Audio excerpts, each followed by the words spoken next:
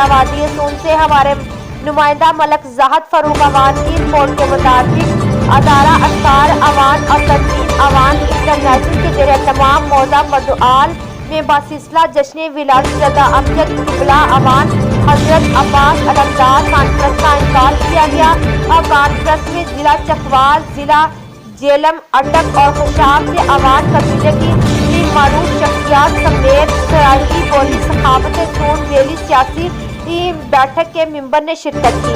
مقررین علامہ حسین علوی پیر دلدار شاہ اسراجی پیر صاحبزادہ محمد امیر سلطان چشتی، بابا آصف ملک ریاض انوار نے جشن ولادت حضرت غازی عباس علمدار کانفرنس سے خطاب کرتے ہوئے کہا، مولا غازی عباس کو سیدہ کائنات فاطمہ الزہرا علیہ السلام اللہ نے خود دعا کر کے اللہ تعالیٰ کی بارگاہ سے مانگا۔ آپ کا اسم گرامی مولا علی علیہ السلام نے اپنے چچا حضرت عباس کے نام پر رکھا۔ مولا عباس کو یہ اعزاز حاصل ہے کہ وہ آپ کا نیلا حسنین کریمین نے جلایا۔ اوان قوم حضرت غازی عباس کی اولاد ہے۔ اوان لقب واقعہ کربلا کے بعد آپ کی اولاد کو ملا۔